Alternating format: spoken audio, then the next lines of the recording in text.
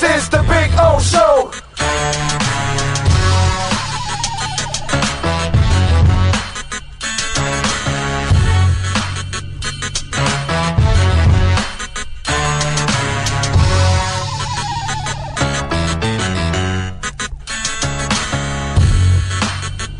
This is the Big O Show. This is the Big O Show.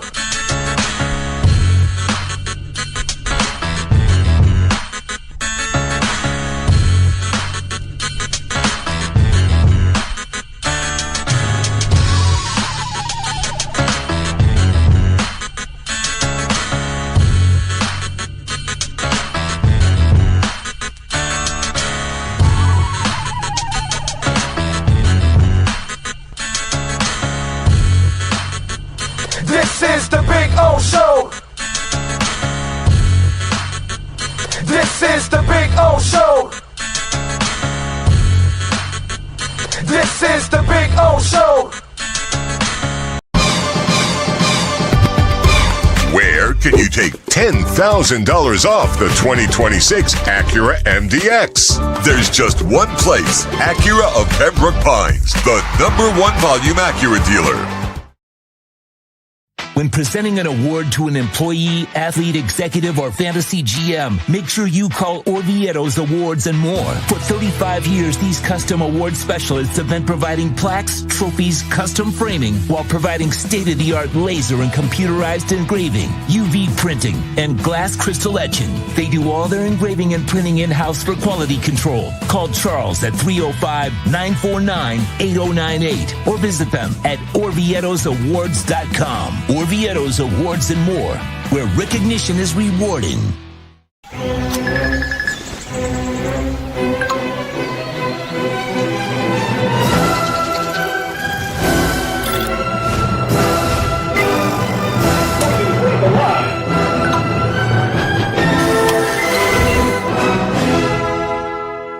Set the rhythm of your smart home with Sloman Shield Link, the new integrated smart home platform that automates your life just the way you want it. Sloman Shield Link, be the maestro of your own home.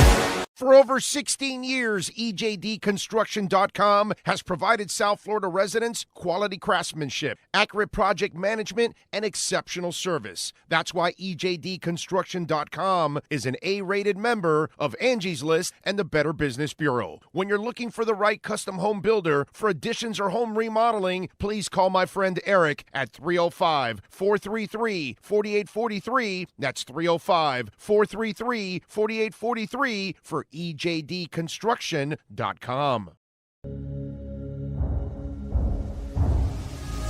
When it comes to your smile, confidence is so important. At Moody S Dental, they provide the services to get your smile back. This family-run practice prides itself by offering the latest technology to give your family the best experience possible. Moody S Dental has been in business for over 30 years with offices in Hialeah and Plantation. They accept most major dental insurances. They provide free new patient exams, 20% off select treatments. To qualify, please follow us on Instagram at moodys.dental. Moody S Dental has been in business for over 30 years. To schedule an appointment in Hialeah, call 305-821-0231 and Plantation 954-692-6825. From Invisaligns, dental implants, same-day crowns, and the preventative care and preservation to get your smile back. Go to moodysdental.com to find out more and tell them Big O sent you.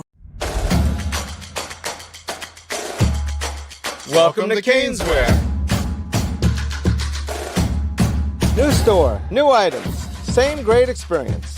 Family owned and operated since 2010, Caneswear has the latest merchandise from the Miami Hurricanes, Miami Dolphins, Florida Panthers, Inter Miami CF, and more. Come visit us at our store in Davie on University Drive, just south of 595, or online at caneswear.com. Caneswear, the spot Miami fans shop.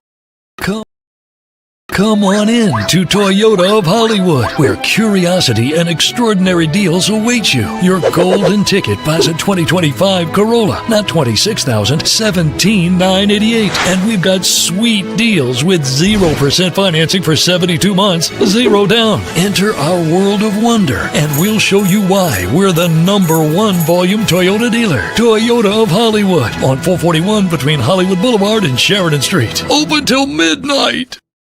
If you're looking to take your home or business to the next level, then RM Contractors can assist you.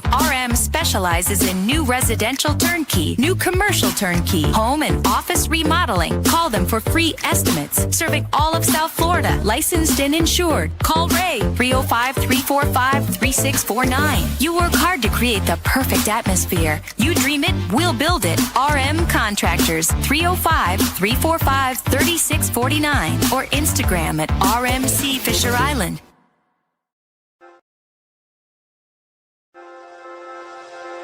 Hi, this is Jeff Welt from Welt and Rayom. Dan and I have been in business together for over 22 years. We're not your typical lawyers. When Dan's not working in the office, he's flying his stunt plane.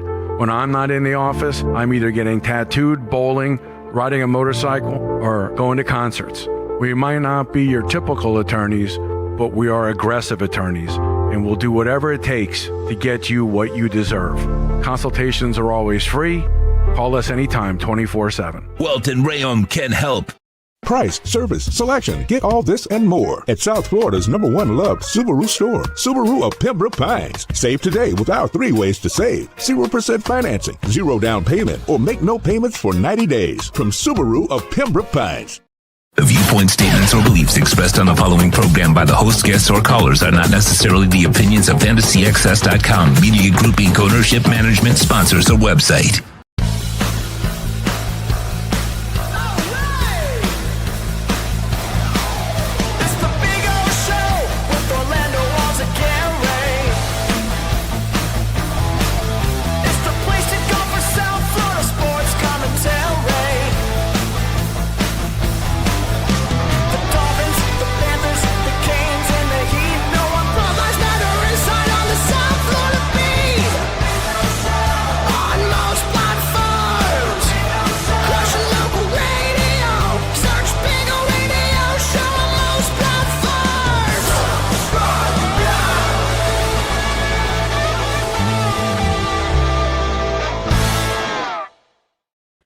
Good morning, boys and girls. Welcome aboard. Might be afternoon, might be evening, might be overnights when you're checking in. You just never know when you're tuning in, and we appreciate whenever you do. Please hit the like button. Thank you for supporting the show in any way you can. Welcome, welcome, welcome on a Tuesday, April 28th, 2026. It is day number 19,098 since our beloved Miami Dolphins won the World Championship. It is day number 8,881 since our beloved Canes were national champions. And by the looks of it, it looks like it's going to be a long, long, long, long, long time if you'll ever see the Heat again be a champion. Yesterday was the press conference that every Heat fan was not looking forward to. The press conference that shows you that the organization is out of touch, that the person leading the organization is completely out of touch, and I don't know what to tell you about what I saw and heard yesterday. This used to be the cutting edge franchise. This was the franchise that set the tone in the NBA. This was one of the elite franchises, and they're not anymore. When Pat Riley sits there and he calls what he has assets, I mean, there was no freaking way I could keep a straight face when he said that. You haven't collected assets, bro. That's been your problem since you've become the Dolphins now. 10 years ago, you walked up to LeBron, here, come stay with us because we've got Bob and Danny Granger. Started then, and it's continued all the way through. You guys lost your eye. You lost your assets. You lost the hook. You lost the groove. You lost everything. You don't have the moxie. You don't carry the same stick anymore. And you don't see it. The fact that you think you can fix this is a joke. With what? You don't have enough picks. You don't have players that people are clamoring for. People want stars. You have none. And one of the most asinine statements I have ever heard in my life is, we're going to build around Bam. Who builds around a passive player? Who builds around a super role player? They used to build around guys like Alonzo Mourning. They used to build around guys like Dwayne Wade. You know, by the way, it's a step down when you're building around Jimmy Butler.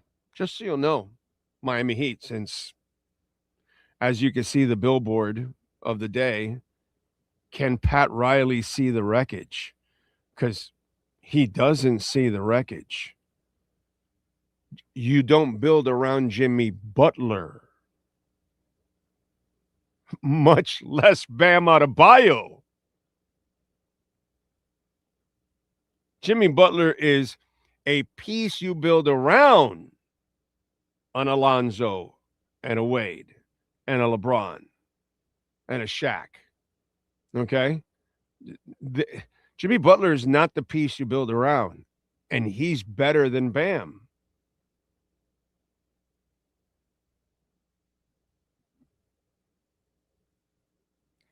Riley said he's the same guy that when he took over and the imagination at the boat and he had the dream. Well, now you're just dreaming. Now there is no, this is just delusion is what's going on now. And I get, dude, this is the society that lies to your face about what's going on. Life, sports, politics, it doesn't matter whatever is going on.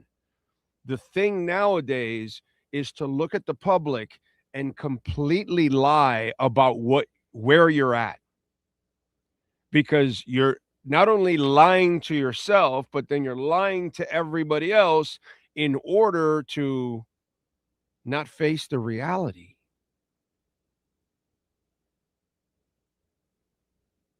It's a theme everywhere. And no one, not even this Pat Riley, because this is not the Pat Riley I used to cover.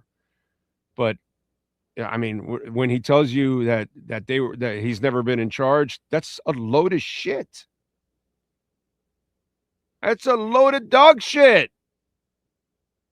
Of course, the owner always has final say.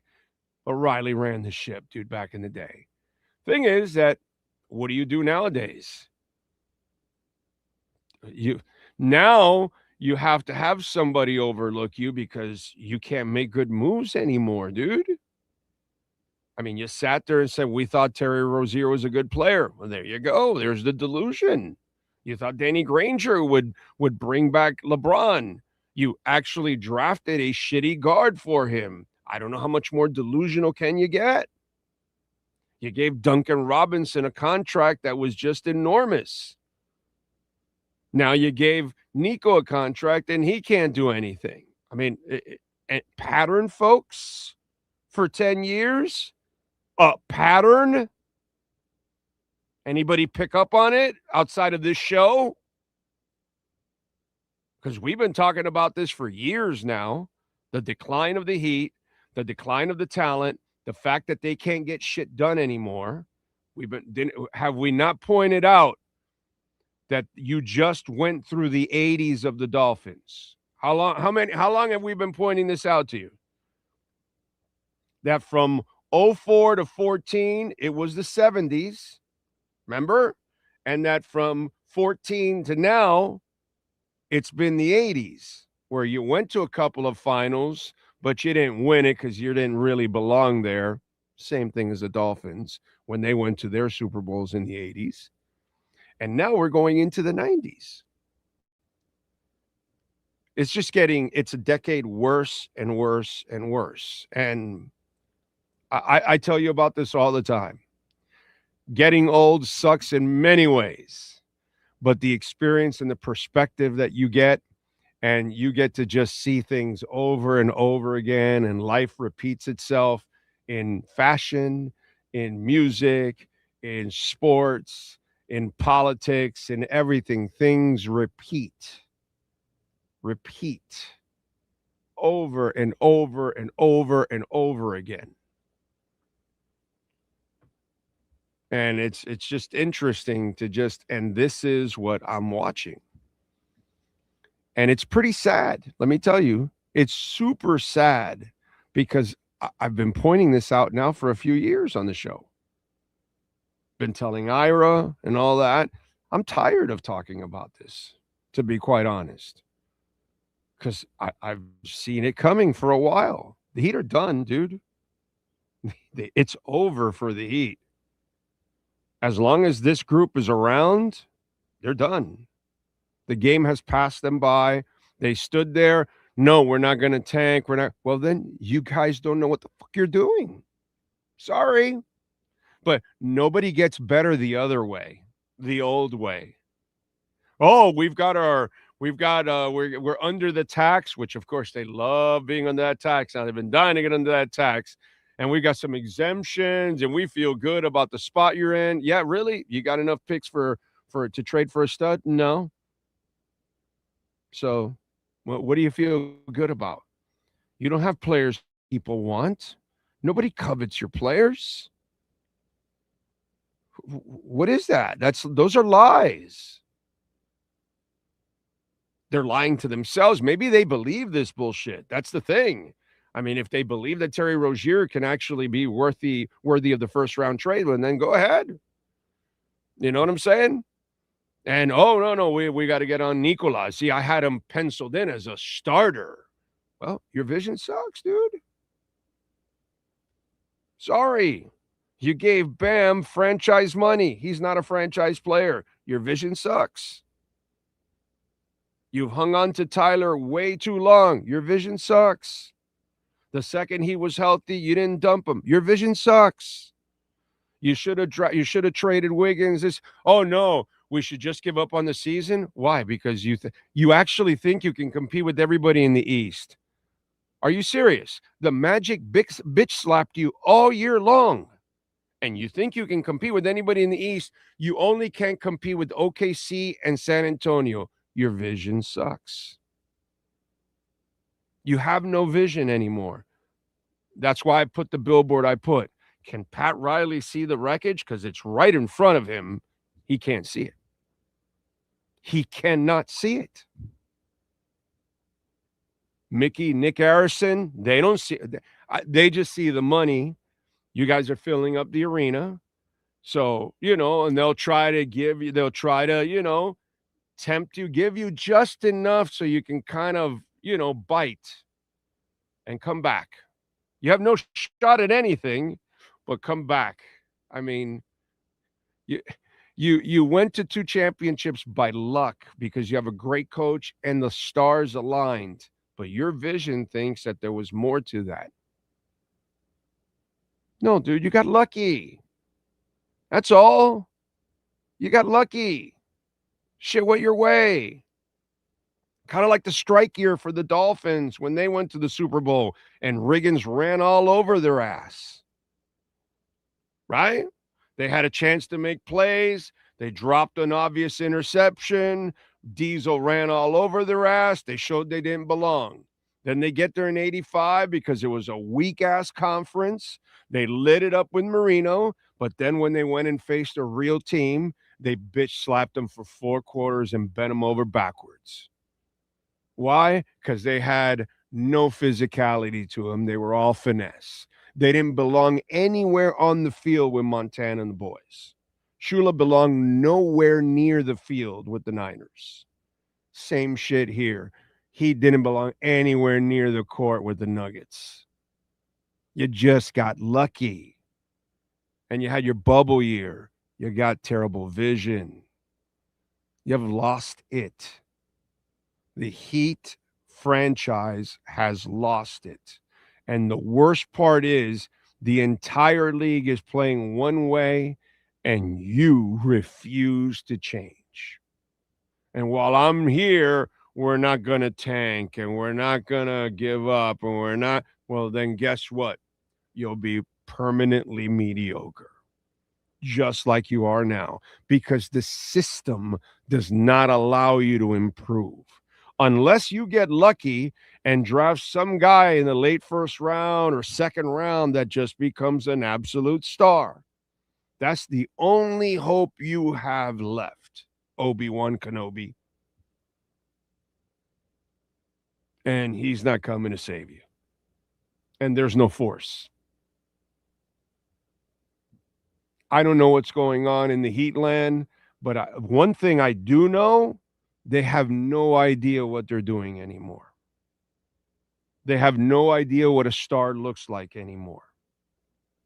They don't even know how to build around players. It's gotten worse and worse. As I said, you don't build around Jimmy Butler. Jimmy Butler is the number 2 to a number 1. Anybody with half a brain in basketball knows that Jimmy Butler is not a number 1. They had no choice because that's the best they can do that Dwayne Wade brought. Not them, but Dwayne Wade.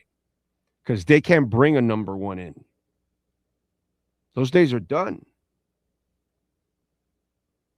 And that press conference yesterday was the saddest press conference in Heat history.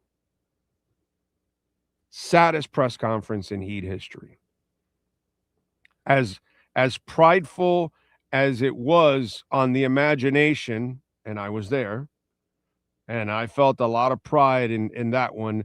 This one, it feels the same way, but in the reverse. It feels incredibly sad that Pat Riley is at this point now and he can't see through the trees and doesn't understand what you're supposed to do. Or Nick and Mick Harrison will not allow a complete teardown because they don't want to suck for a couple of years and want to have a boring arena and maybe even half-filled arena. So they'd rather sucker you, because that's how we do it in this world, so you can at least show up and they'll make their money. They're billionaires. They can take a couple seasons. They'll get their TV money and all that. They won't lose any money, by the way. They'll still cut a profit. They just won't cut as fat a profit. It's sad, dude. It's sad, but the Heat have completely lost it. And that press conference told you exactly that. They lost it. It's over. It's over. And you know what? I've got to add the Heat countdown tomorrow, because unfortunately it's going to go on. Remember what I told you during the Panthers run, right? Embrace the hell out of it last year, right? In the middle of it, as I was telling you guys, hey, we're headed for the second championship. We're headed for the playoffs. Embrace the hell out of this, because you never know when it ends. And maybe the Panther run ended last year. You know what I mean? I'm hoping they get back on track this year and you're coming up and they have a great year. But I'm just saying, you went to 3 straight and won 2 of them. That's a hell of a feat. And physically and mentally and everything, it takes a toll.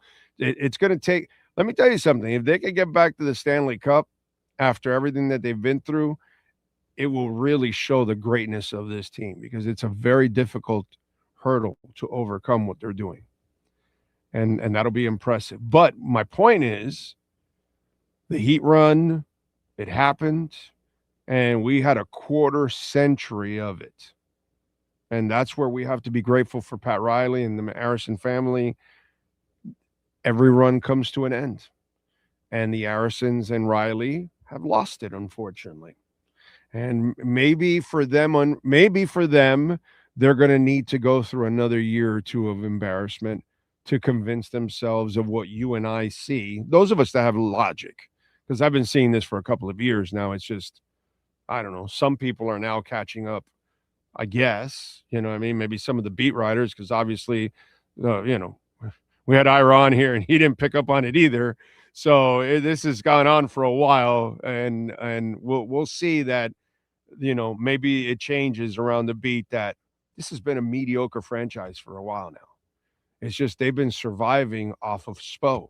Like I've told you for a couple of years, Spo has been carrying this terrible franchise, this mediocre-ass franchise that can no longer get stars and will not adjust to the way the league is played. Sucks, but here's where we're at. Folks, Caneswear. Don't forget, you can use our code BIG010. You will get 10% off anything and everything with the Canes logo on it. They got Heat gear. They got Miami Dolphins gear. They got Inter Miami gear. They got Florida Panthers gear. I'm sure they still have some championship gear lying around there you can take advantage of. So use our code online or in person, BIG010. And remember, online also, if you order over $99, you'll get free shipping. So that's pretty cool. All right. Make sure you reach out to them and tell them that Big O sent you. All right. We will have Tony Pauline. He's going to join us from Essentially Sports Draftcast. We'll have Tony review our Dolphins draft. Also, David Furones will be joining us. Next week, we'll have Manny Navarro back. He'll join us weekly again.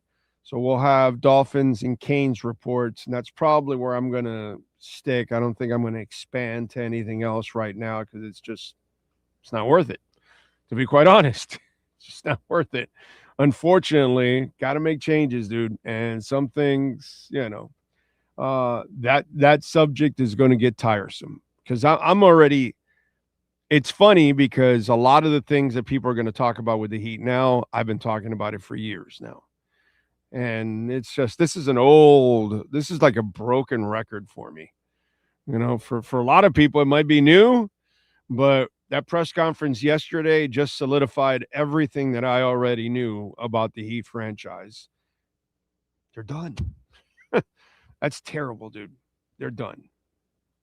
All right, let's get to our 3A Graphics Sports Calendar. The one and only Alan Blanco, 786-618-1443. If you need custom printing and embroidery for your company, your corporation, school, whatever, maybe you're having a field trip, some big picnic, and you want to wear all the same shirts so everybody's kind of, together and found and all that kind of stuff, reach out to Alan Blanco, send them the logo, what you want.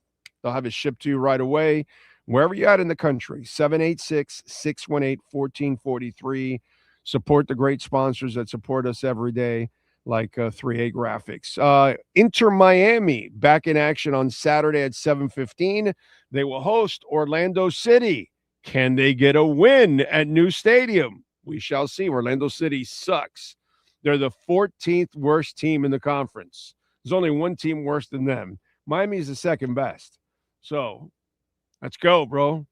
Minus 325 on the money line. Orlando City is plus 650. Saturday at 7:30, the ladies will be there. They will host the Tampa Bay Sun FC. We'll be broadcasting live from 3:30 to 5:30 out there. Let's see what else. Magic last night.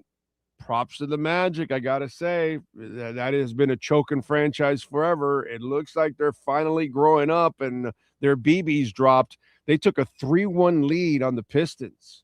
This is a bad look for the Pistons. By the way, that was a badass dunk by my boy, Jamal Cain, who was with the Heat for a couple of years. I used to talk about him all the time, that I just love the moxie that kid plays with.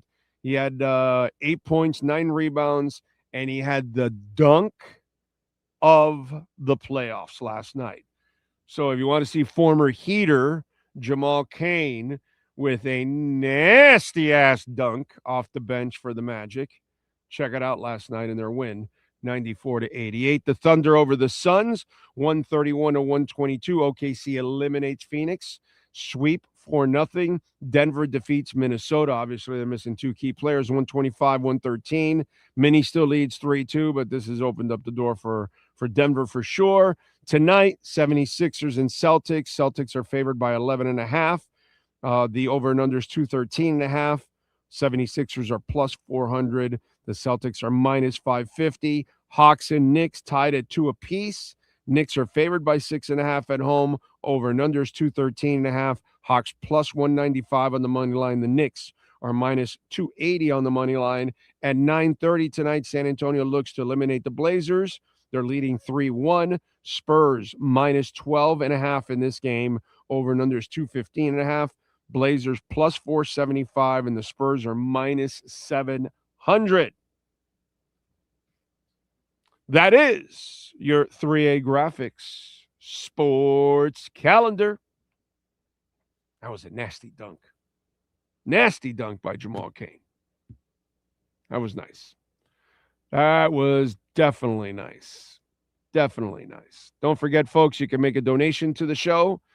Cash App or Venmo at Cash Big O Show. That is Cash Big O Show. Cash App or Venmo. And you can send in your questions, comments, insults, whatever you want to do. It's all right by me. Either way, we love you, no matter what. So thank you all out there, as always. However it is you support, please smash the hell out of the like button also. That's very important. What do we got on the chat board here? I see Alexis Palenzuela, the Jaybird in, Luis Notare, once again from the Jersey Shore, still stoked over the Rodriguez draft pick. Yeah, he's going to be a good player. Kosa is in. You like Charles Davis? Yeah, he's good. He's good. Yeah, I'm always looking forward to Dolphins season, even if it's going to be a bad season like last year. Last year, I told you it'll be a bad season. I'm not doing any road trips. I'm just going to go to Madrid because that's a special place. That's a cool trip. This coming season, none. If I would do a road trip, it'll be for the Canes. I'm not doing a Dolphins road trip, unless like there's this Dolphins get together so I can, go meet people and be a part of and all that and hang out with Dolphin fans. That I'll do because I don't really give a shit about traveling for a game again. No way. I will not waste my time for that. I'm not wasting my time on this team doing that stuff. But for the fans, I will, because Dolphin fans are the best. Team sucks, but the fans are the best. So when they get back on track, then I'll go the extra mile for some of that stuff. But meanwhile, hails to the no. Brian Radke, John Padilla, NorCal, Think Blue Dodgers. He's out in Southern Cal, stoned at 7 a.m. Oscar, Dolphin Dave, Lenny Pena. Did Pat Riley sound delusional yesterday or what? He still thinks we can attract top free agents in today's NBA. The man is completely lost. I know it's sad. It was a really sad press conference yesterday. It was the definition of a franchise in denial. Not enough people in the media with some balls to say it, by the way. Too many were like, oh, it was good, all this, that, whatever. Oh, he said this. It was all delusional talk. It was crazy people talking from that organization. Daniel Pineda, thank you, sir. Ty in the Bronx, Gus 1388, Jeff in Long Island, Big Mouth Ralph, Mr. Spock, Heat issues is the team is full of number 6 to 12 players outside of Bam. They don't have 4 quality starters. Just rolled Jags. The genius Spo makes it look competent. Exactly. Spo has been saving their asses for years now. For years. Makes them look better than what they are. Just for perspective, this year, the Heat went 0-13 versus Orlando, Toronto, and Boston, and Riley thinks we can compete with the top teams in the East. It's just, again, dude, and I hate to include politics in this, but I love using examples. Both Biden and Trump told you, no, the economy's great, and you were all paying more for everything. It's like, you know what I'm saying? So for Riley, it's the same shit. It's like, I don't know what this disease is, but like people will come up and publicly lie to your face about something, and it's not the truth. And it's the darndest thing. It's the newest thing. Just repeat a lie, repeat a lie, repeat a lie, repeat a lie, and then eventually it becomes reality for some, I guess. You know what I mean? Bullshit is bullshit. I see right through it. I'm sorry. We could compete with anybody in the East. I'm like, really?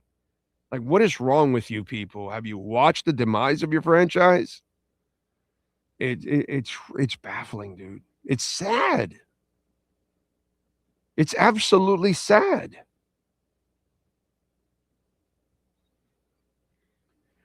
Devin says, unfortunately, you were right. The Heat need to blow it all up. Oh, yeah, but you heard him yesterday. There'll be no tanking here or none of that. The league allows it. The league encourages it.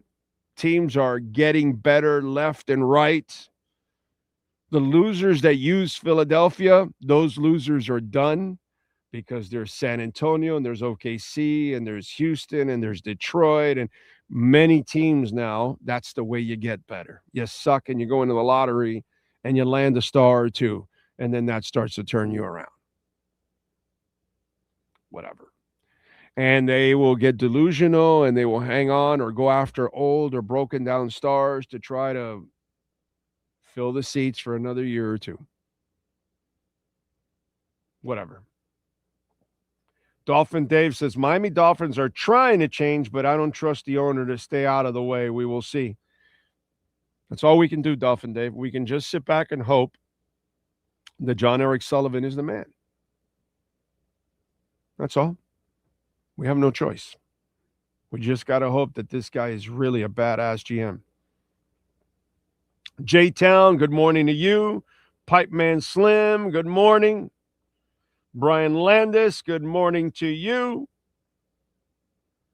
Big O, you have to give props to Sean on his graphic design. The graphics before the videos are very nice. Yes, they are. Yes, they are. No doubt about it. I agree. Big time. Very good. Anyway, what else do we have going on in the world of sports? Besides the depressing Riley press conference. Oh my God. That hurt yesterday, man. That really hurt. You know that? That really hurt. That was one that it was a day that I never thought I would see, but it's been kind of developing that way. And that's the screwed up part, that it's been developing that way. All right, let's get to birthdays today. We're going to do it a little early today because I usually do it on the back end of the show. But we're going to have interviews. So I figured we get this ahead of time. Let's do birthdays today.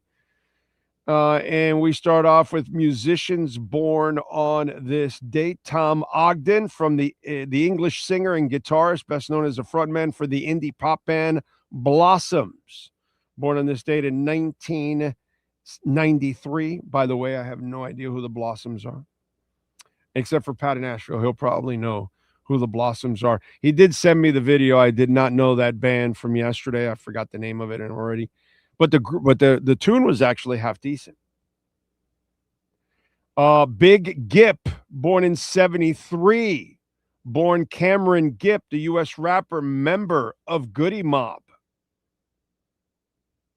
Violent J, the American rapper, record producer, and professional wrestler. Joseph Frank Bruce, known as his stage name Violent J. He's also part of Insane Clown Posse and co-founder of the record label Psychopathic Records. Born in 1972. Daisy Berkowitz with Marilyn Manson, born in 1968. Too Short, the American rapper Todd Anthony Shaw is his real name. Born my year, 1966. Didn't know Too Short was that old. Damn. Okay, what else? Celebrating birthdays today. Jimmy Barnes, Scottish-born Australian rock singer, solo performer, and also for the band Cold Chisel, born in 1956. Chuck Leavell, member of the Allman Brothers, born in 1952. And John Walters, a member of Dr. Hook and the Medicine Show, born in 1945. Those are musicians born on this date. We will move over to famous people born on this date. Remember, if I don't give you an age, that means they are no longer with us, like British King Edward IV, born in 1442. James Monroe, the 5th president of the United States, born in 1758. Writer Harper Lee, born in 1926. Ooh, wait a minute. Automaker Ferruccio Lamborghini, born in 1916. Might as well throw him in there. Oh, wait a minute. Another one. I'm sorry. Born in 1908. German industrialist Oskar Schindler, credited in saving almost 1,200 Jews during the World War II Holocaust. Very important. Former U.S. Secretary of State James Baker, born in 1930. 96 today, still with us. Wow. That is awesome. Saddam Hussein was born on this date in 1937. They put almost anybody here, unfortunately. Actor Anne Margaret, born in 1941. She is 85. Let's see. Paul Guilfoyle, born in 1949. The actor, he's 77. Actor Bruno Kirby, born in 1949. Comedian, TV personality Jay Leno, born in 1950. He's 76. Musician Kim Gordon from Sonic Youth wasn't on that list. Born in 1953, he's 73. Baseball Hall of Fame member Barry Larkin, born in 1964, he's 62. Actor John Daly, born my year, 1966. He's 60, and he's never had a DUI. Tiger. Really? John Daly hasn't had a DUI, and Tiger's had several.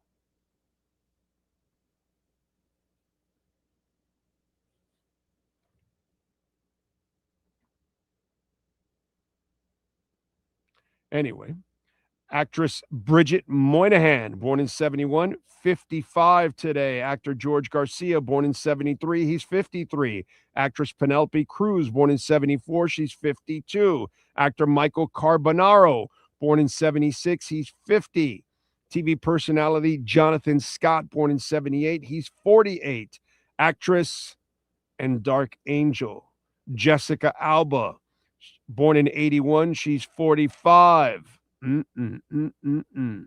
Eating good in the neighborhood. And that is birthdays today, April 28th. All right. Now we move over to what happened on April 28th in music history. And we start off in 64, where the Beatles recorded the TV special Around the Beatles at Wembley Studio in England.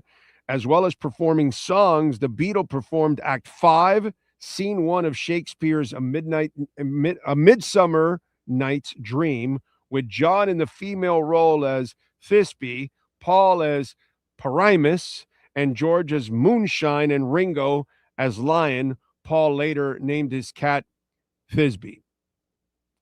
In 73, Dark Side of the Moon went to number 1 on the U.S. album charts. The album stayed a record-breaking 741 discontinuous weeks on the Billboard chart, and it has now sold 45 million copies worldwide. In 78, Kraftwerk released their 7th studio album, The Man Machine. It features the singles The Robots and The Model. I love The Model. Great song. In 79, Blondie's Heart of Glass hit number 1 on this date. In 82, Marshall Crenshaw released his debut solo album, Marshall Crenshaw, and it features the singles Someday, Someway, Someday, Someway. That video was on MTV on an effing loop. I mean, they only had like 140 videos. And Marshall Crenshaw was lucky that at the beginning of MTV, they only had a couple of videos, so they had to repeat everything. And Someday, Some Way was on every 3 hours, dude. Cynical Girl and Marianne. I mean, they repeated it so much, you kind of like said, well, it's all right. In 84, Bon Jovi made their debut appearance on U.S. television and American Bandstand, where they performed, Ooh, She's a Little Runaway, and She Don't Know Me. She don't know me. She don't know. She don't see me. She don't care. In 86, Patti LaBelle released her 8th studio album, Winter in You, and it features On My Own, Oh People, and Kiss Away the Pain. That was a huge hit on My Own. In 90, Motley Crue peaked at number 8 on the Billboard Hot 100 singles with Without You. Great little ballad for them, which was their second final top 10 single in the U.S. In 90, Robert Plant peaked at number 13 on the Billboard 200 album charts with his 5th full-length solo album, Manic Nirvana, which went gold in the U.S. I remember going to that concert. I believe it was in the Miami Arena. I think I saw Manic Nirvana in the Miami Arena. Let's see what else. In 99, Tom Petty and the Heartbreakers received a star on the Hollywood Walk of Fame. In 2008, The Roots released their 8th studio album, Rising Down, and it features the singles Rising Up and Birthday Girl. In 2017, Gorillaz released their 5th studio album, Humans, and it features the singles Hallelujah Money, Saturn Barnes, Ascension, Andromeda, and Let Me Out. And let me see if there's any artists that weren't on the other list.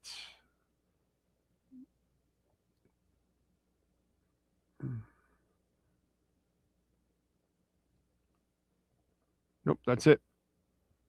That is it. That's what happened today in Musica history. It's a beautiful thing, isn't it?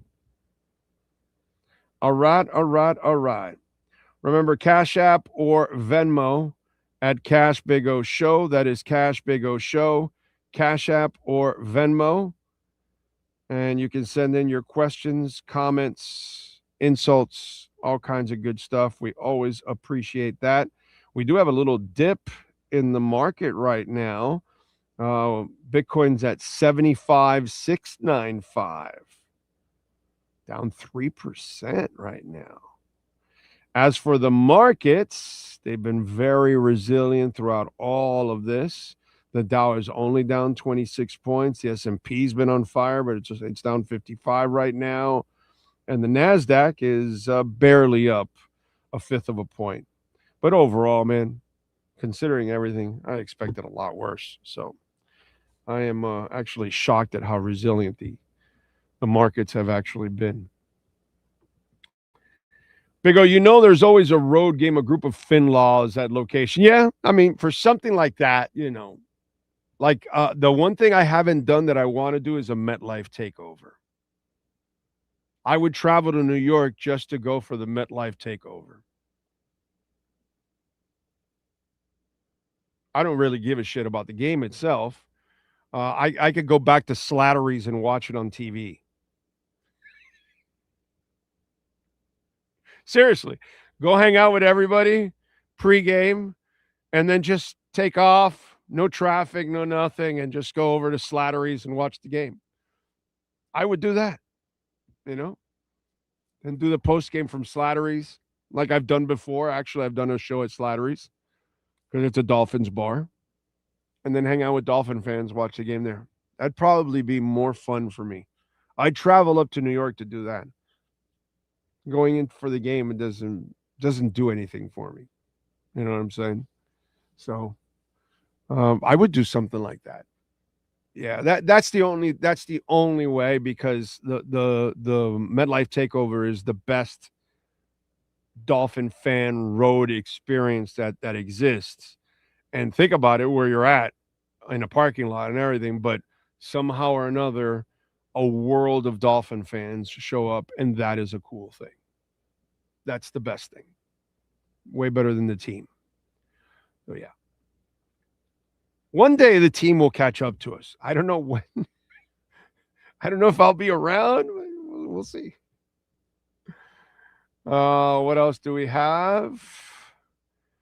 I think OKC might repeat. Yeah, if dude, it's either San Antonio taking down OKC or it's over. That's it. If San Antonio can't beat OKC, it's not like anybody in the East is beating OKC. Well, I'm sorry, the delusional Pat Riley thinks that, they can come out of the East.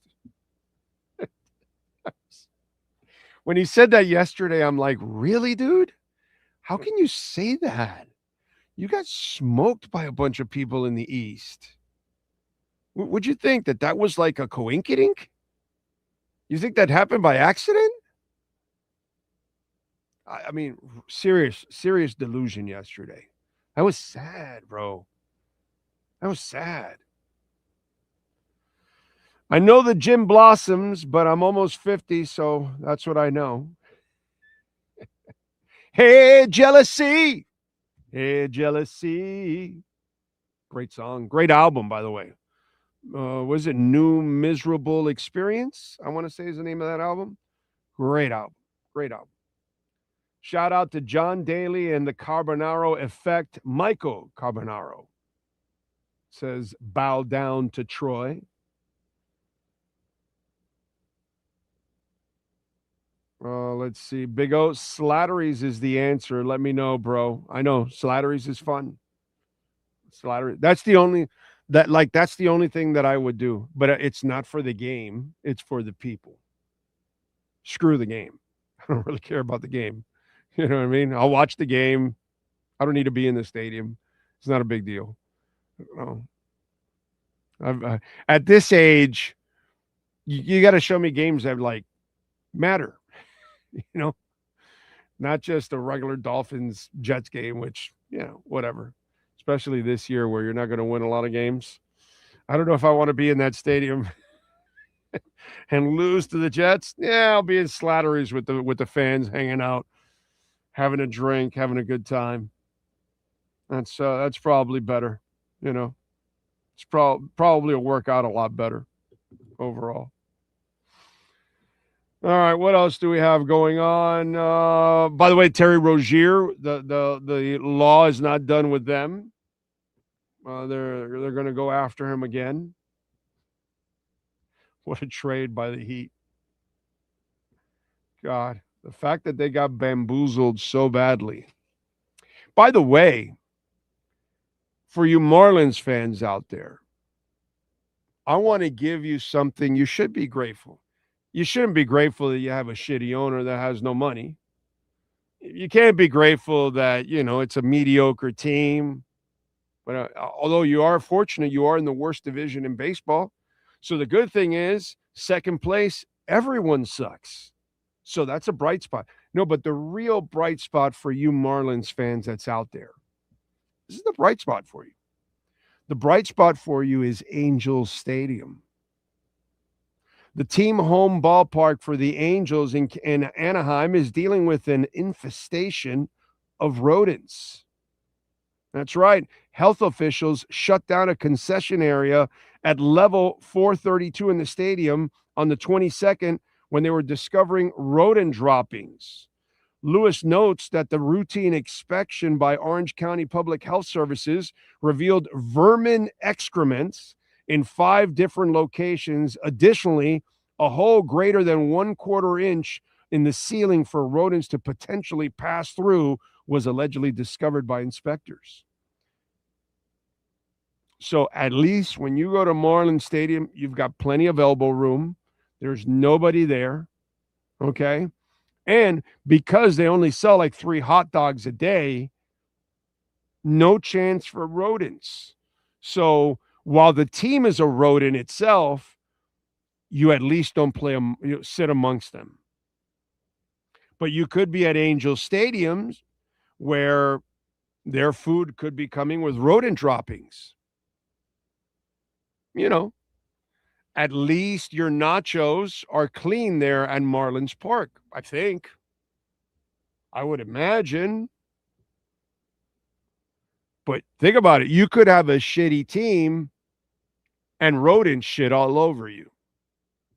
The Angels have a shitty team and they have literally shit all over them. So there's a bright side to being a Marlins fan. You're not sharing your seats with rodents like they are in Anaheim. I mean, there's a bright spot to everything. So next time you go to a Marlins game and your buddy says, we paid for this, they lost again, they suck. You tell them, listen, we don't have rodents. That's it. That's it. Now, I hear once the Dow hits 50, the rodents disappear from Anaheim Stadium. But we'll see. We'll see. It could happen, but everything's a possibility in life. Pat in Nashville, Hey Jealousy, was on their first album in the 80s. They put it in the 90s album again, and it blew up. Only Pat in Nashville would know that. See? Only Pat in Nashville would know that. There's a nugget for you. Celtics versus San Antonio finals. Yeah, that could be the final. Either way, is San Antonio or OKC wins. Boston doesn't win shit. Nobody in the East is winning anything. OKC is going to win it all. Or if San Antonio can unseat OKC, that's it. For me personally, I can't wait for the Western Conference Finals because that's the real NBA Finals. The NBA Finals is just kind of the secondary game to the Western Conference Finals. The Western Conference Finals is going to be what I want to watch. We are at 75,982. So it's kind of turning around a little bit here. I don't know if it's trying to bounce back or not. We shall see. All right. All right.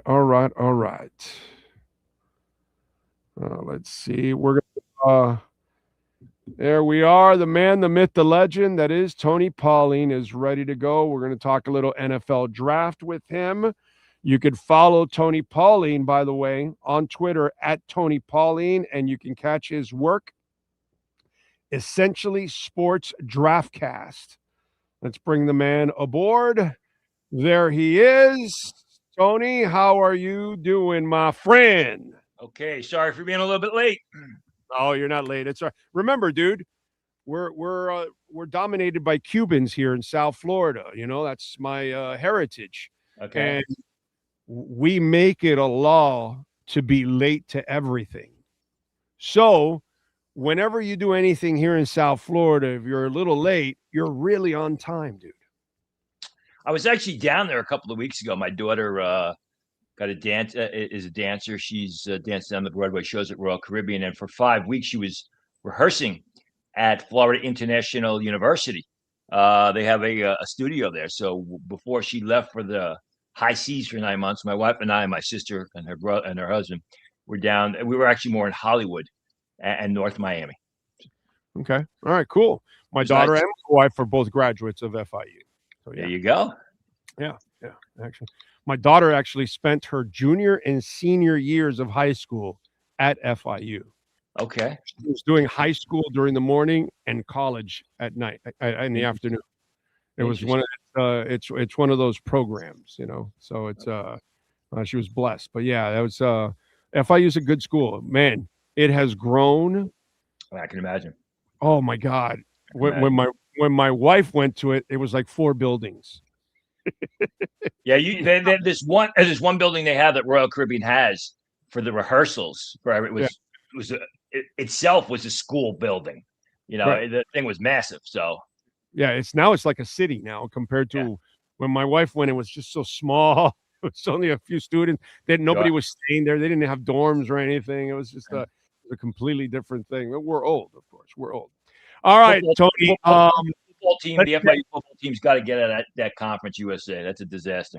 Well, they gotta take that next step. The funny part is they have the FIU and FAU have the alumni bases to have all the success in the world because their alumni bases dwarf Miami's, but they've got to go out and spend, dude. You know how it is, and my UM was in a rut for years until the administration took their heads out of their asses and started spending. And then now we'll go buy coaches and all that stuff. And look what's happening now. They didn't spend until Mario, dude.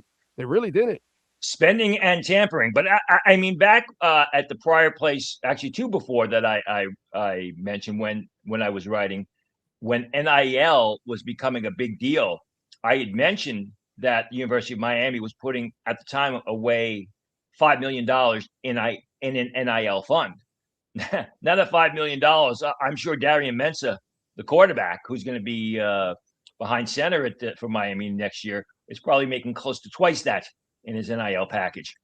Yeah, definitely. They don't have a problem with NIL now. They can compete with anybody, and that's why they're where they're at now, because they can buy the coaches and they can buy the players just like everybody else. That's at the top of the game. All right, let's get first to the controversy. People are pissed, dude, because obviously we watch the University of Miami players, and sometimes we watch some of these guys and we say that SOB will be an SOB at the next level. And that SOB this year was Ruben Bain, that everybody wanted badly. And they went with Caden Proctor. And by the way, for me, my second option would have been Vega over Caden Proctor, to be quite honest. So your professional opinion, my friend, what did the Dolphins do with that pick? Well, first of all, I think the Dolphins, the overall draft was it's probably my favorite draft. And I don't mean the collection of players. I mean, when you look at the makeup of this overall draft, you can see how the face of this organization is changing. You can see how this team is going to change. If I'm a veteran on the Miami Dolphins, I'm not feeling very comfortable right now. In fact, I'm telling my agent, get ready, because if Labor Day weekend, I may be on the cut list, have to find another team for me. And I think they're getting bigger. They're getting more physical. They're getting more in your face. Now, Ruben Bain, explosive player, terrific pass rusher, 6'2.5", 263 pounds. The short arms bothered some teams because, short arms, you got to be able to protect yourself, and keep the opponents off you. Doesn't have great growth potential. Didn't have great production. So while I like him at the next level, I think Tampa's the perfect place for him. He was not a player for every single scheme, not a player for every single defensive coordinator. Proctor versus Ione. Proctor has the advantage of playing guard or tackle. Ione is singularly a guard, a power gap guard. Proctor moves better than Ione. Proctor was rated higher on my board, slightly higher on my board than Ione, because of the fact that he plays tackle, and I value that. Right. So you can use him at right tackle. They could use him at guard. He's got a lot of versatility. He's big. He could be too big at 355 pounds. Probably needs to lose some I'm weight. not a fan. I'm not a fan of putting a 6'8" guard in front of a short quarterback. Well, I mean, it's a short quarterback for now, but that's the option that he gives you, though. You're looking for versatility. You're looking for options. I would agree with you. I like him better at tackle, specifically right tackle. But the guard option is also there, and it's situations where you may line up, 3 offensive linemen on one side of the line on third and short. You're going to be glad that you have Caden Proctor, knocking the defenders off the ball. Yeah, no, I would imagine that's what's going to happen. It's Proctor, Austin, and then Kazmarek in short yardage situations. You know what I mean? That's probably what's going to end up happening. I can already see it because from Aaron Brewer to the right, because they're going to probably have Caden play guard, right guard for a year, and then Austin will get let go because they already worked it this past offseason. The way they paid him off, you could tell they're going to move him off next year. So I would imagine Caden plays at right guard for a year and stays there at right, and then he just moves over to right tackle. And that's the only thing that I feel bad for Malik, because he's not a tall quarterback, and now he's got a big-ass guard. That's why if you're just going to put a guard there, I would have kept Austin and just put Ione there, and it's a plug-in player, and we just move on. I would have taken Bain first. But so Caden for you is a good pick then at 12. A lot of people here in New York thought the Giants were going to take Ione at 10. I never thought he was worth a top 10 pick, nor a top 12 pick. Even as people thought that was a little bit rich. I probably, if on the Dolphins, I probably would have sat there and take Caleb Downs at number 11, who's a superior player on the defensive side of the ball. That's the way I would have gone. But Proctor was moving up boards. He moves exceptionally well for a 355-pound guy, and he's got the versatility. So if it was up to me, I probably would have sat there and taken Caleb Downs at number 11 and taken it from there, maybe got an offensive lineman later on. What tackle would you have taken if you were – okay, you're not taking Bain, you're not taking Downs. You have to take a tackle. Who would it have been for you, Tony, at that point? If I had to take a tackle, Proctor was my next tackle. Once Spencer Fano and Francis Mauiel go off the board, Caden Proctor was my next tackle. I had him rated significantly higher than Monroe Freeling. Okay. The Chris Johnson pick, I actually love the pick. The question is that he played in, against lesser competition and all that crap. But it looks like this kid can play all over the place. It's just a matter of finding out if he can take on the NFL, since he didn't take on the SEC and the Big Ten and all that kind of crap every year. So your thoughts on Chris Johnson? Well, I want to say I love the pick, but it was a good selection. I mean, Johnson's another guy. If you read my stuff at Essentially Sports, I'd said he was moving towards the first round. And then the last week and a half, I said, there's no way he's getting out of the first round. And there was speculation and rumors that Dallas was going to consider him at 20. Dallas later moved down and passed on him, taking Malachi Lawrence. And I would take Chris Johnson over Malachi Lawrence. He's tall. He's athletic. He's also smart. They used him in press coverage at San Diego State. They used him in zone. He always did a good job, didn't have mental lapses, held his own during Senior Bowl practices, had some terrific moments, but never really got beat. So you're talking about a guy with upsides. The Miami Dolphins are not built to win in 2026. They're looking at 2027, 2028.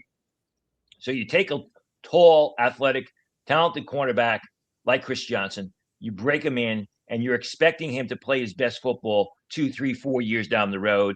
There may be bumps as a rookie, big deal. Jacob Rodriguez, what your thoughts on that pick? Again, it's just a different mentality, the new mentality with the Miami Dolphins. Jacob Rodriguez, he's more of a downhill between the tackles type of run defending linebacker, but he's smart, he's nasty, he plays all out. Obviously, he's mastered the art of the punch fumble. He's a lot of fun to watch. I have my concerns about him in coverage, moving in reverse. But still, you want a fiery guy to plug in the middle of that defense. You want a guy that's going to lead by example and potentially force turnovers. It's Rodriguez. By the way, speaking of coverage, the other linebacker they got, Kyle Lewis from Pitt. Yeah. Were you surprised he was at where he fell to? Did he go where he was supposed to? Because this is one cat I got to see him in the ACC. He flies around, bro. I thought he was a third round choice, but again, there's only a limited appetite for linebackers that are under 6 foot tall. But the fact is he plays big football. I interviewed him at the Senior Bowl, and I talked to him about the lack of size, and I thought he was going to rip my head off. So, he may be small in stature, but he plays big football.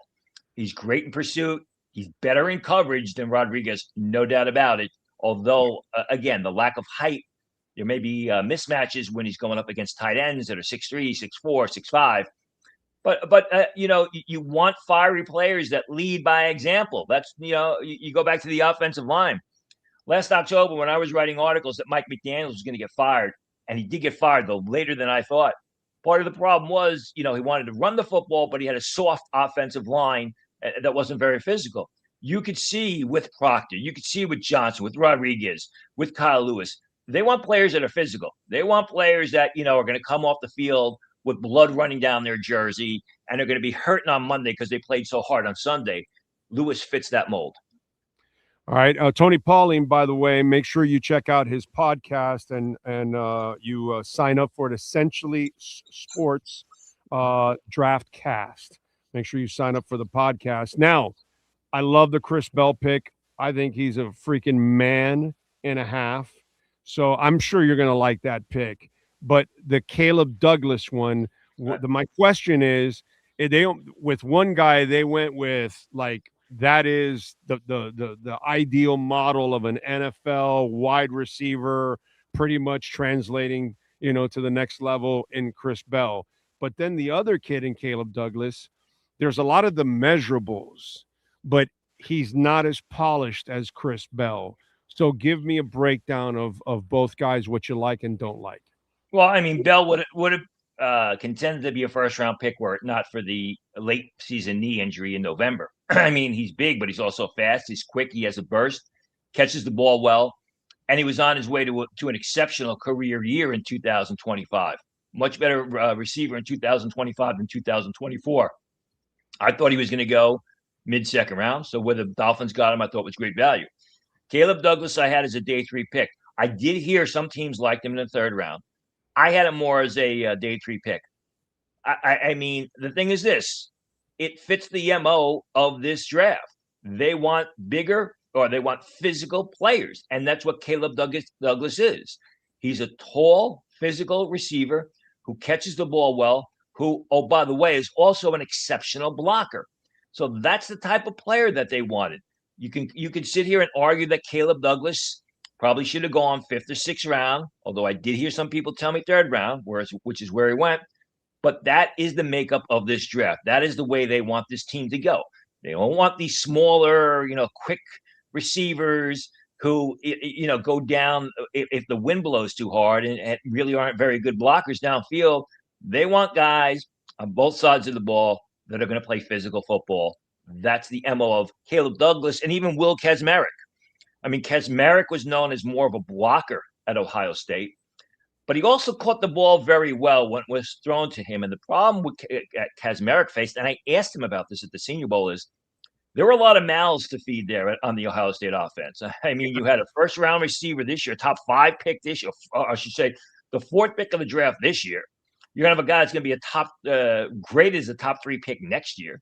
You had a tight end that was McClure went late 2nd round. You had 2 outstanding running backs. So there's only so many passes that can be thrown, and guys are going to be targeted only so much. And Kazmarek said he did frustrate him because he wasn't receiving the targets, but he can catch the football, and he is a nasty blocker. Again, it fits what they want to do. They want a big, physical, we're going to go out there and kick the crap out of your football team, and that's what Caleb Douglas, Kazmarek, and Bell, when he gets back from injury, that's what they fit. Are you worried a little bit about Caleb and all the drops? Because that is, I don't. Thinking about James, you blew it, Pruitt, and Derek Hagan in my history here with the Dolphins. So I wouldn't worry about that. I mean, Baron Morton's okay, but oftentimes drops are the result of the way the ball comes out of the quarterback's hands. So no, I'm not worried about that. I think people sometimes read too much into that. They were saying the same thing about KC Concepcion. If you remember, KC Concepcion was falling and he's not going to be a first-round pick because he drops too many passes. BS. Guy's a great football player. Ended up as a late first-round pick. I'm not worried about it from what I've seen from Caleb Douglas the last 2 years. The Chris Johnson, Jacob Rodriguez, Kazmarek, Chris Bell, Kyle Lewis, Michael Taffy. There's a lot of high IQ football there, right? With the players, it seemed like there's a characteristic that they were searching for throughout their draft. Kevin Coleman, Sidhu Traore, very much guys who were smart football players besides being tough football players.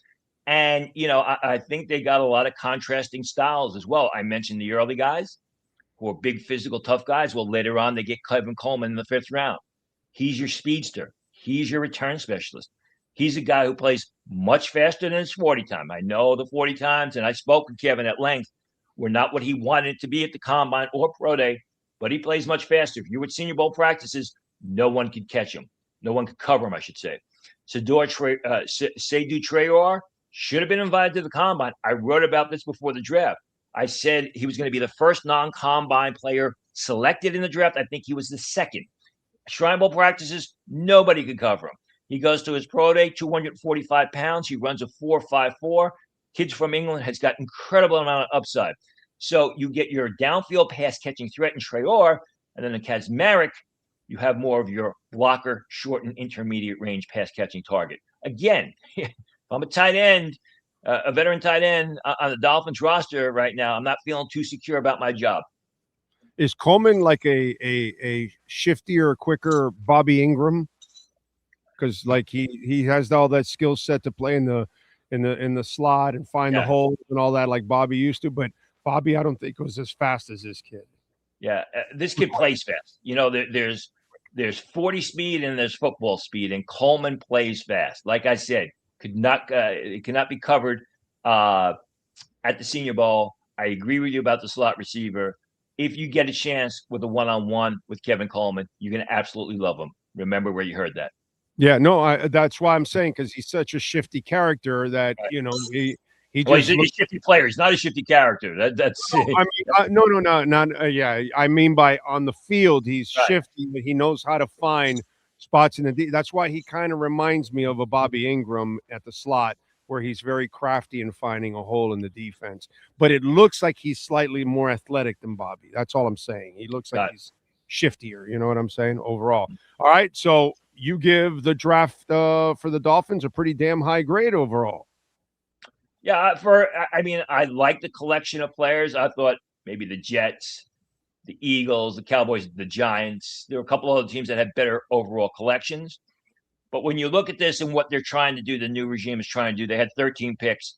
Don't be surprised if 10 to 11 of them are on the week 1 active roster, and the other guys are on practice squads. And, they're trying to remake the face of this team. And I think they did a great job starting that off, or if you want to say continuing from free agency with the draft this past weekend. By the way, out of the undrafted, Mark Gronkowski, Le'Veon Moss, Anthony Hankerson, Donovan McCulley, Renee Conga, Rodney McGrew, Mason Rieger, Lewis Moore, Jim Boniface, and Kevin Klein. Any of those catch your eye? Mason Rieger is an explosive edge rusher.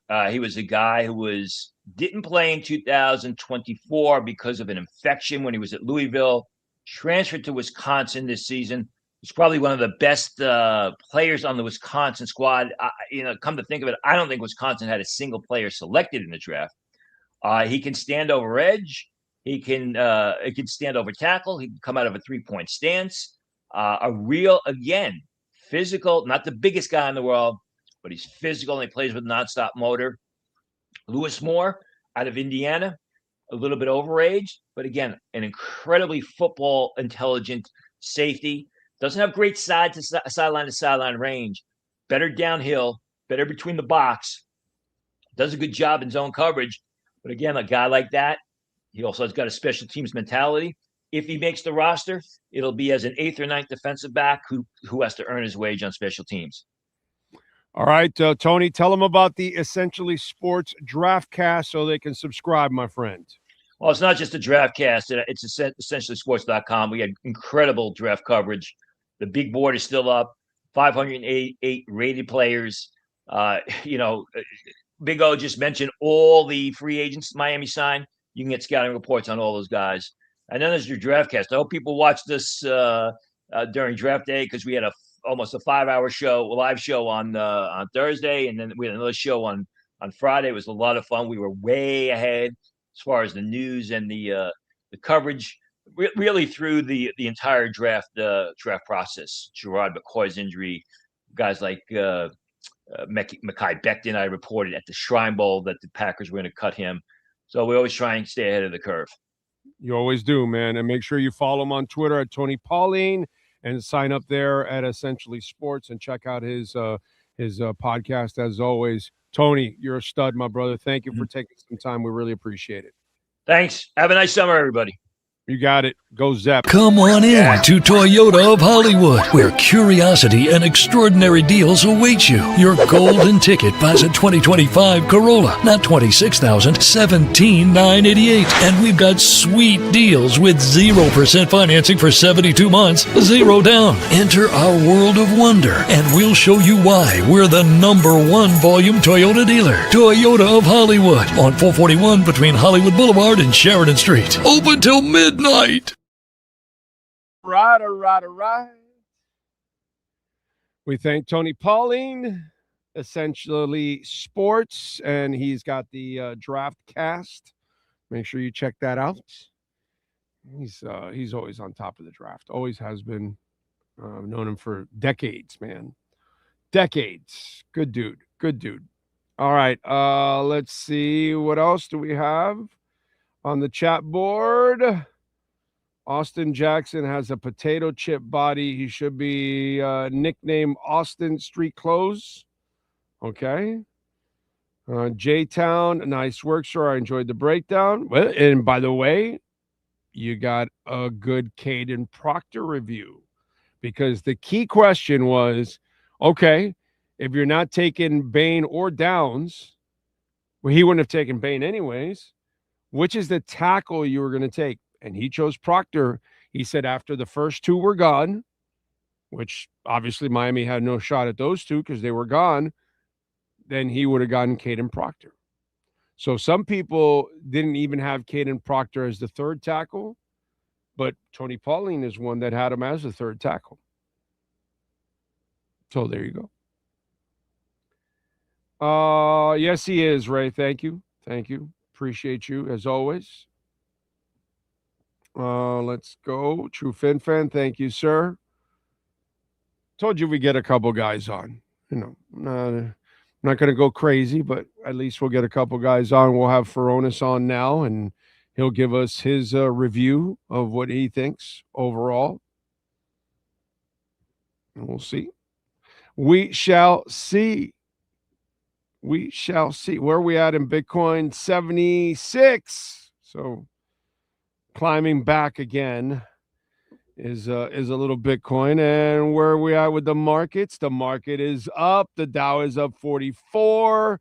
The S&P is down 51. The NASDAQ is up barely a fifth of a point. So things looking on the up and up there overall. All right.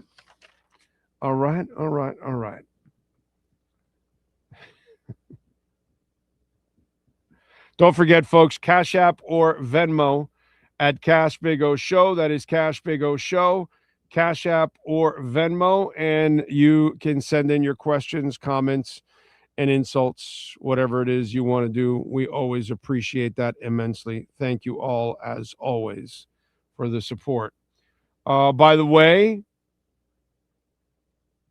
congratulations to the Orlando Magic, because last night looks like they're looking to their BBs are looking to drop yesterday because the Pistons won 60 games, and if the Pistons get eliminated, That's going to be a really bad look for them. But at the same time, the Magic has been that team that the Pistons have been forever, that whenever they get into a moment like this, they choke. Maybe they're ready to take that next step forward. And Live Golf is postponing their New Orleans event. I don't watch any of that anyway. I don't really care, but I know that thing has had its issues as it is. And then with everything going on in the Gulf, obviously, why would they want to fund all this kind of crazy stuff? So, yeah. So I can see why they're pulling back, they've kind of taken some hits over there in a big time way. Big Johnson says it's going to be interesting linebacker competition. Yeah. Yeah. They didn't care if they had guys there. Now, the Lewis kid, the Pittsburgh kid, he's going to be like a hybrid. But Jacobs is going to be competing with the other two guys. Yeah, for sure. And that's why neither one, both guys aren't going to be here on a long-term basis. That's just part of it. And maybe one of them will have to play outside too. There might be a little bit of an adjustment for somebody out there. Lenny, thank you very much. I appreciate it, as always. Thank you, thank you, thank you. Oscar Rojas, thank you. Don't forget, folks, smash the hell out of the like button. Smash, smash, smash. Need you to smash that like button. Gets the algorithms going. All right? All right, all right, all right. Okay. See if there's any other breaking news that I see overall. No, I don't. Oh, the Phillies have fired their manager, Rob Thompson. Okay. Yeah, that division is, whoo, doggy. That is a bad division overall. The East, it's Atlanta and then just scrubs. Atlanta's 20-9. Then you've got the Marlins and the Nationals, both at 13-16, 7 games back. The Phillies are 9-19, 10.5 back, and the Mets are 9-19, 10.5 back. And they spent a lot of money. But it's a horrible division, dude. Everybody's bad there except Atlanta. Easy division. Not one team will get a wild card from our division.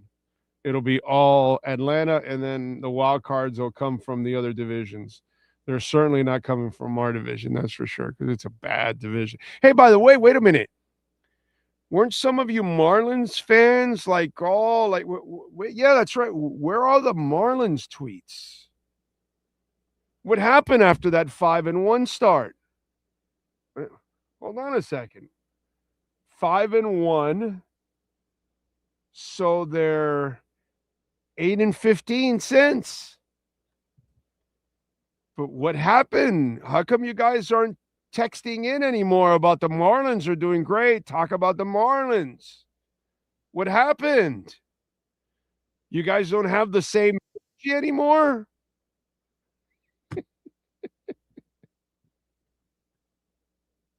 You're as phony as a $3 bill is what it is. Acting like Marlins fans. Give me a damn break. All right, let's go to Furones. All rise, football fans. As the Welton Rayon Miami Dolphins report with David Furones is in session. Welton Rayon has more than 62 years of litigation experience handling insurance disputes. They are committed to resolving even the toughest insurance claims quickly. Call them for a free consultation. 954-966-4646. Here's Miami Dolphins insider David Furones. Right. How you doing, kid? I'm feeling good. Trying to get rested up again after a long, strenuous weekend. But yeah, I mean, excited that we're covering this new era and a lot of just new faces. Had some interviews with them the last 2 days too. You know, a lot of us obviously are pissed because we wanted Ruben Bain. But as time goes on, people are going to see whether Caden Proctor is the guy. We just had Tony Pauline on, and he would have taken Caden Proctor. He would have taken Downs. But I took that out of the equation. I said, okay, you can't take Downs. You don't want Bain, right? So who would you have taken? What's the tackle you would have taken? He said Caden. He said, once the first two, Fano and Mawinoa, were gone, I would have taken Caden. So overall, your thoughts, where do you stand on the decision of Caden Proctor? Yeah, it's interesting. I guess those were the moves when it was Fano and Maui Noah going 9 and 10 for the Dolphins that really I maybe destroyed their. Now, that's not to say they definitely had them. Triggered. Yeah, for sure. Because a lot of us looked at it as, okay, it's kind of falling the Dolphins' way. They have Bain there. They have Caleb Downs there for them for the taking. And I guess clearly that they were viewing it differently in Miami Gardens at Dolphins headquarters. So they wanted to build from the inside out. It was to go get one of these premier linemen so that they can establish that offensive line first. I know you were a big fan of that concept, at least maybe not the pick itself going in, but you do like the concept of going offensive lineman first, get those big hogs in there, so that you build that first, and then you set that up for Malik Willis this year, for the quarterback of the future if it's not him. So all in all, I mean, I'm here. I'm going to be like, all right, let's see what Caden Proctor turns into. There's obviously a unique aspect to the combination of his size at more than 350 pounds and his strength. You got to make sure that those discipline concerns over his weight are taken care of. When Nick Saban says something about one of his players, then that's something that you have to listen to. If he says something negative about it, which a lot of coaches are going to speak positively and pitch their players, that's possibly telling, especially when you come to an area where there's a lot of distractions. I know that's different to do with weight issues when he's out of the building, but you got to get him into the building and you got to make sure that he stays on his program. But it's risky because now that decision will always be compared. Caden Proctor will always be compared to the careers of Caleb Downs and Reuben Bain. So that's a risky proposition as far as grading that pick, because if one of those becomes some Hall of Fame caliber type of player, it's always going to be compared. And no one would have compared the other way. If they took who everyone was expecting, either Downs at 11 or Bain, once you traded back and got 2 extra picks at 12, no one would have compared to Caden Proctor if Caden Proctor turns into a Hall of Famer and is just like maybe a Trent Williams type of tackle. So that's just the risk you take by making this pick, but they were convicted in it, so I give them credit for that, and we'll see how it plays out. Yeah, for me, I'm going to measure him against Vega and obviously Bain. Yeah. I wouldn't have taken Downs. I would have taken one of those guys. If I'm going to be honest, I know Caleb Downs is a hell of a player, don't get me wrong, but I would have taken Bain first, and then I would have taken Vega, and then I would have taken, somebody else. I don't know, Downs probably or something. But I'm going to compare him to Vega and to Bain for me personally moving forward, because that's who I would have taken. But again, it's fair to compare him, to Downs overall. Listen, man. I think that part on your point, if Proctor ends up at guard for this team, then yes, then now that also is part of the equation. Vega, Ioane.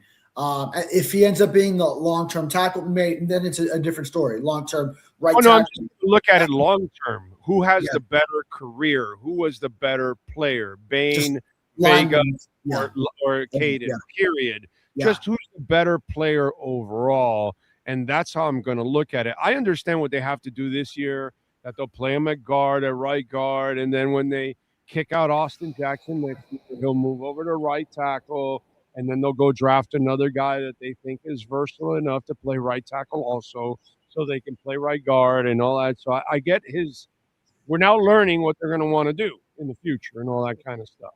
So that's cool. I totally get it. But I also do worry about Malik having a 6'8" guard there. Well, that's the other thing. That's what gives me pause about the idea that he is going to start at guard. So I'm not even sure that would be the case. I know there's different ways it could play out. Either it could be that, yes, you just put Proctor, you insert Proctor in at right guard, and you still have Austin Jackson at right tackle where he's played the last 4 years. Or it could be Austin Jackson moves into guard where he has been, and he's the one that with a new regime – this new regime isn't giving credence to old commitments, and he's on a pay cut. He's on a restructured deal. He's going to have to earn his way wherever he fits in. And Proctor is their guy who goes immediately to right tackle. And even if you do that, could it be Austin Jackson goes back to left guard where he did play in 2021 before he found that permanent home at right tackle, and let Jonas Avainaya go back to the right side where he was more comfortable in college, which there's a lot of possibilities. I actually lean toward that last one that I mentioned. I would tell you that that's a disaster in the making, because the one kid's already been on the left for a year. So just leave him there overall and let him try to grow into that position. Austin has only excelled at right tackle, not at guard. He's never excelled at guard. He struggled at guard. So now you're going to have him for 1 year, and you're going to put him at right tackle, at right guard, or you put him at left guard. Now he has to habitually learn everything. Now you're going to move Savanaya back to right, even though that's his natural. But now all of a sudden he's got to do everything again. And then the kid that you drafted was a left tackle. Even though he's played other positions, he was a left tackle. Now you're going to put him at right tackle. Because I get it, he's going to stay there forever. But now you're creating, uneasiness all over. Whereas Savanaya has been playing left, let him stay there. Jackson's been playing right, let him stay there for the last year so you could get productive play for your young quarterback. If you have all these changes, that puts more pressure on them and then also more chaos for the quarterback.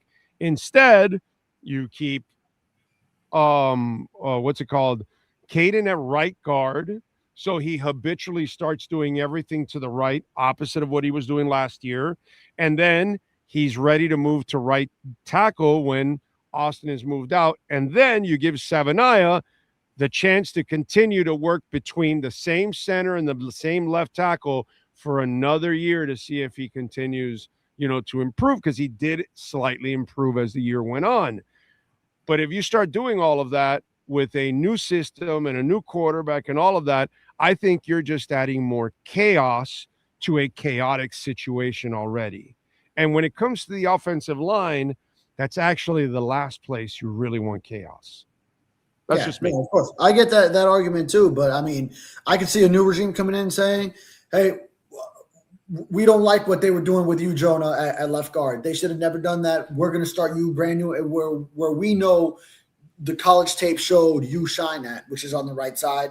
And they could go either way on this. It's not like I'm not saying this based off of like information that this is how they're going to go. It's just they still have to make that decision, and they got to get everyone in the building and really see the guys put their hands on them, see what they're doing, what they do well, what aspects of their blocking game still need fine tuning, etc., and then figure out where they can line up best to create the best five that can work in unison. So they still have to figure that out, and there's different ways it could go, but I just see it as a possibility to send Jonah back to the right side. Austin, you're the one that's got to, on a pay cut, you got to go learn it somewhere else. Caden Proctor, you're the one that this group has invested in, and we're going to put you in the best position to succeed, while the other guys got to kind of like figure it out with something that might be more new to them. And hey, even right tackle will be new to Proctor, but it's still at least the same position and where you probably project that he'll play long term. So there's different ways it could go.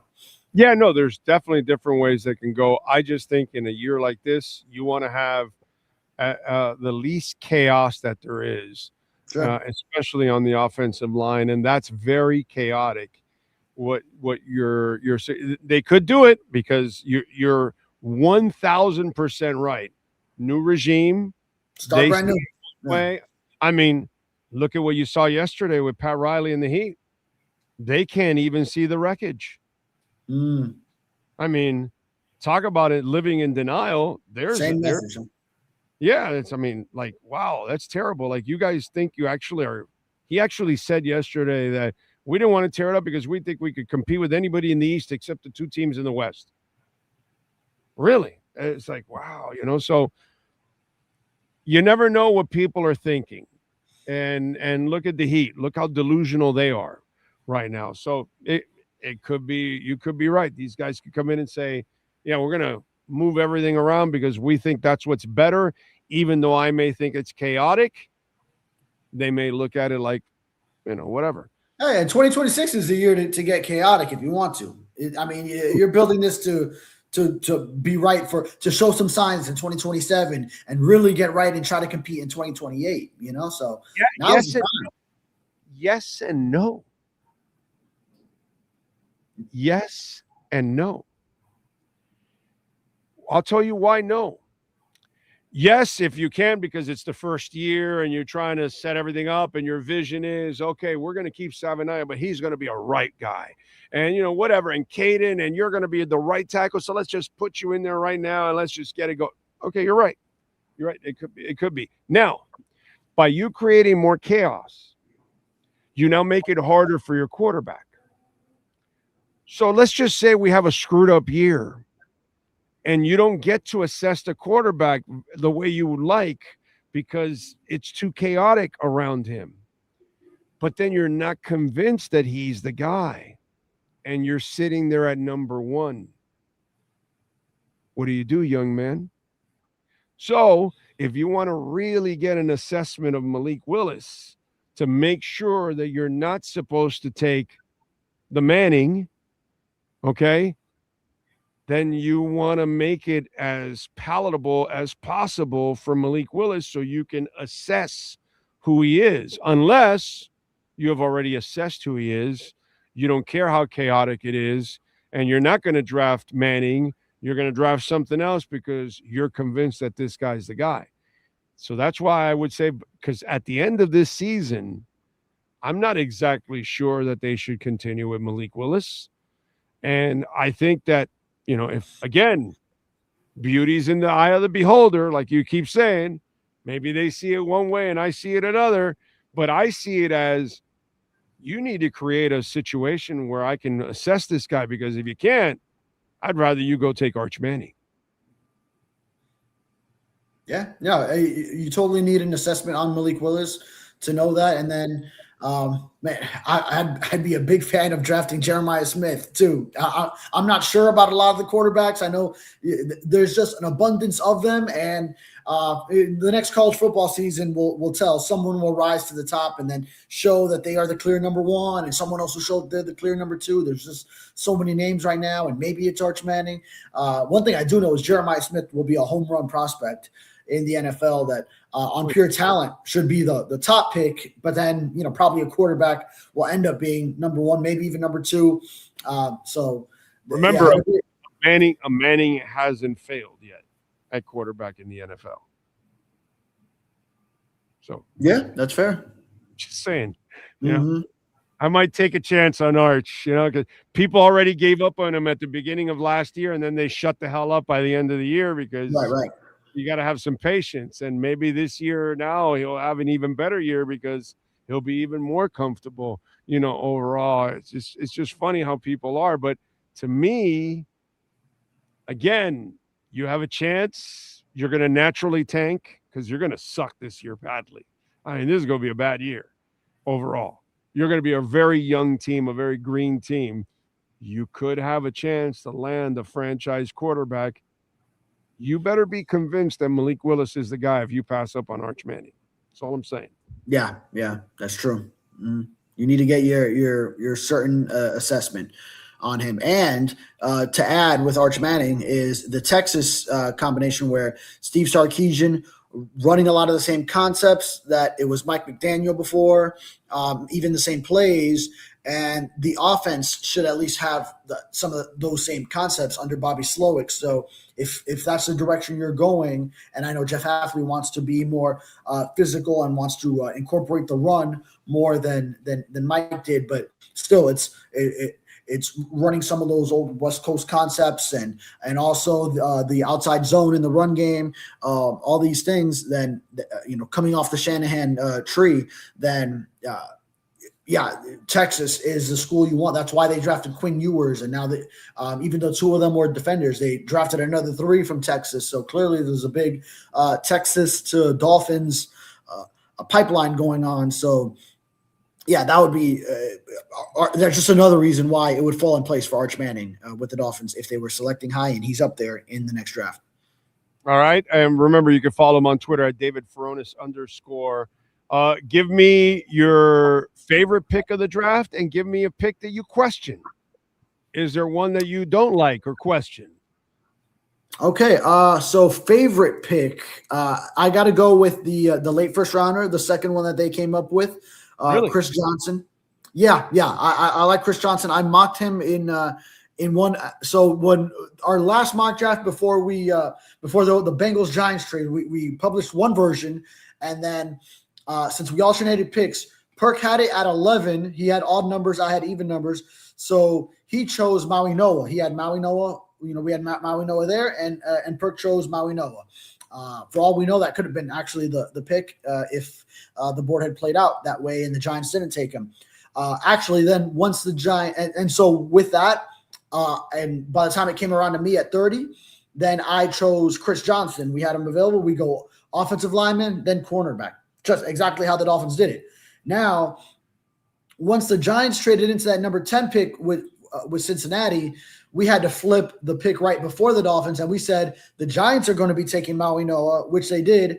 So then because Perk and we had Mansour Delane still available. So because that change happened, then Perk picked Delane, and then I wasn't going to go cornerback by the time it came back to me at the end of the first round, so I had to make a different pick. But that was my original inclination, was to go Chris Johnson with that number 2 pick late in the first round. It seems like they had intel that in between their pick and where they were in the draft at 27, someone who was going to take him, so they had to go up and get him. They got the number 2 corner on their board, who they had ahead of Jermod McCoy, who fell tremendously with the knee issue.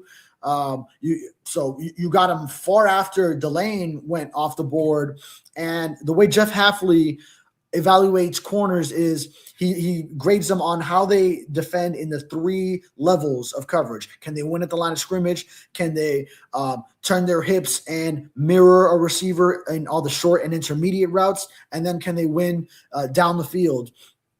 And he graded Johnson as capable of winning in all 3 areas, plus has the versatility of being on the boundary, being in the slot and the nickel. So this defense, Hafley wants a lot of guys who are versatile, who they can line up in different spots, whether it's in the front 7, whether it's in the secondary. So Johnson fits perfectly into all that mold. And then let's see, a pick that I really didn't like. I really just questioned why Caleb Douglas was the pick so high as that first 3rd rounder. I think we knew by then the Dolphins needed a receiver, and then he kind of wasn't like one of the names that we looked at. There was Brazel.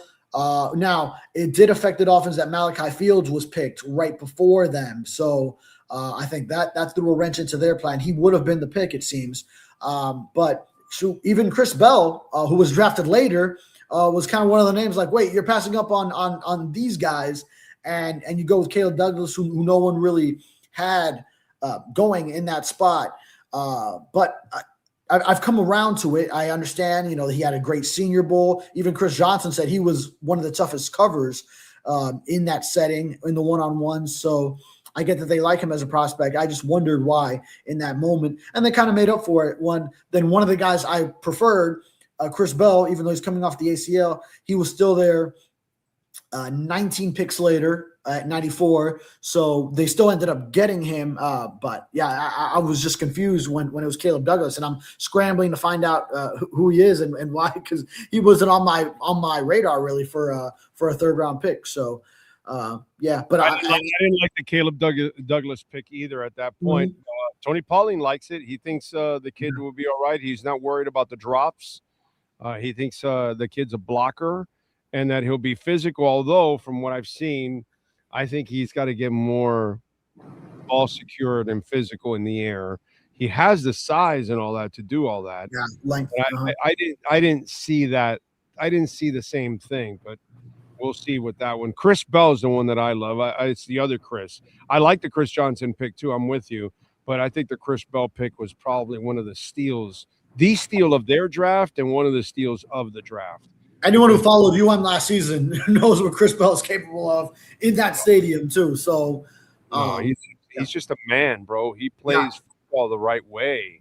You know, he runs routes the right way. He's got size, everything, hands. I mean, any quarterback would want that. And that's the other thing that, you know, they did very well. Instead of throwing fades to midgets, now you're going to be throwing fades to bigger players. And that is very important when you've got a Chris Bell. And hopefully the Caleb Douglas kid is a player, because he's definitely got the speed and the length. Yeah. They definitely saw all the measurables on that one. See, sometimes this was an interesting draft because the short GM and the short head coach will take the undersized, Chris Johnson, or the undersized Kyle Lewis, or the undersized Michael Taffy, or even Jacob Rodriguez is not considered a big linebacker either. He's not really a small linebacker, but he's not considered a big linebacker. So it's interesting that the short GM and the short head coach, they don't hold size against you sometimes. And in this draft, they showed it over and over. Not Seydou Traore is not. He's a measurables guy. Chris Bell is a measurables guy. Caleb Douglas is a measurables guy. Caden Proctor is a measurables guy. But then there's a couple of other guys that they're not measurable guys. They're more about high IQ, great football players, all that kind of stuff. So it's interesting how the mix of characteristics that they went after throughout the draft. Yeah. I mean, I think they want smart, physical, tough guys. So not everyone's going to check all the boxes. So Caden Proctor, clearly it's the measurables. They see that size and speed, and Sullivan called it rare. So that's why he was like, I am not passing up on bringing in a lineman that has this combination of physical traits. So Jacob Rodriguez is that leader, high IQ player, and very technical. The way he forces fumbles and knows how to get the ball out can change games with that peanut Tillman punch that he has on ball carriers. Will Kazmarek as a blocker, as a tight end, he's just a beast and a bulldozer who, I like that pick as far as just really a guy that can contribute in that aspect. As the inline blocking tight end, he'll have that role. And I just see him dominating with his blocks. And I found it interesting how they went sometimes where they were perceived to reach for the guys that they liked, whether it's, you could go down the list, Caden Proctor would be one of them, Caleb Douglas would be one of them, but then maybe Kazmarek, because not a lot of people thought, okay, the blocking tight end would go now in the third round, but I love that pick. Right. I love that pick. Grab the guys that they like, but then they found some value in some other picks, like Chris Bell, that he was still around because of the ACL injury, so you grabbed him when you could. And then Kyle Lewis, a lot of people thought he would be a day 2 pick, and even though he's undersized, so didn't check the box of the measurables, he's there in the 4th round, and you're like, all right, like, we got to snag this guy because obviously he has so much potential. Maybe like Taft, they went higher than a lot of people would have in the 5th round for him. But Max Llewellyn, a lot of people thought was going to go earlier, and then you snag him in the 7th with the opportunity at the edge for this defense. Like, he could end up being a steal, like a 7th round pick that really contributes and and sets the edge in the run game, gets bigger as he gets into an NFL building, and can play the 5 technique, be that 4-3 defensive end that, if they're going to be based out of 4 down linemen, is very valuable on this defense. So he could end up being a steal in the 7th round when they didn't expect he would be there at that spot. Don't forget, folks, Welton Rayom, proud sponsor of this program. Jeff Welton, Daniel Rayom, they are the bookend tackles you want defending you. If you're dealing with bankruptcy, homeowner property damage, condo damage, criminal defense, business owner claims, commercial litigation, personal injury, reach out to them. The consultation's completely free. 954-966-4646. They have their own adjusters. So I know when you call the insurance company, you had an accident, damage to your home or whatever, then they send their adjusters and all that. But those adjusters work for the insurance company. You call Welton Rayom, never call the insurance company. They send their adjusters, and then they attack the insurance company on your behalf. You never have to call the insurance company. You never have to deal with the insurance company. All you do is pick up a check at the offices of Welton Rayom. Pretty easy. 954-966-4646. All right, so from the info that you've been able to gather on the undrafted college free agents, as the late, great Mad Dog would say, is there anybody there that makes your toes tingle? Makes my toes tingle. Let's see. The D lineman out of Louisville, because the Dolphins, Rene Conga, Dolphins didn't draft a D lineman. Obviously, they have 3 young ones from the previous draft class and who the new regime also likes. So old regime, new regime, in agreement on those guys. But he reportedly, according to Aaron Wilson in Houston, received a guaranteed deal of $287.5K. So that's significant for an undrafted guy to get that guaranteed money. That means this group really sees something in him. I'm going to look at the safety out of Indiana, Moore. It's Lewis Moore, if I'm not mistaken. Lewis Moore out of Indiana, All-American guy. Now, he's older. He's 25. So he was in college since before COVID even. But high IQ player, obviously part of the national champion, 6 interceptions last season. So has a chance to make this roster at a position where the Dolphins are a little bit deficient. So those are a couple of the guys I look at. One of the running backs for sure, because they didn't draft a running back. Obviously behind Achane, it's Jalen Wright, Ollie Gordon. And then will there be a 4th one that makes the roster? So Le'Veon Moss was a big name for Texas A&M throughout the season. And Anthony Hankerson, a local kid, went to St. Thomas Aquinas. He's from Palm Beach County. So Oregon State was highly productive for them. So, there's a few guys that really have a shot. And then you don't know if that edge rusher from Western Michigan, Rodney McGraw, just because there's obviously opportunity at that position. Who knows if one of these linemen show up? So definitely some opportunity, but it's hard for them to stand out when you had a 13-pick draft class, but still some potential here. I'm with you there. All right. Don't forget to follow him on Twitter at David Furones _. When's the first mini camp, maxi camp? Or the rookie mini camp would be Friday after next. This weekend they got F1 on the stadium grounds, and then it's rookie camp. All these guys get. So the F1 race pushes it back a week because it's always the weekend right after the draft. So is it always? Yeah. Well, at least it could be for me. I'm trying to. I think from what I remember, it was always right after the next weekend after the draft. So the fact that the F1 race is going on, that pushes it over another week. That's interesting.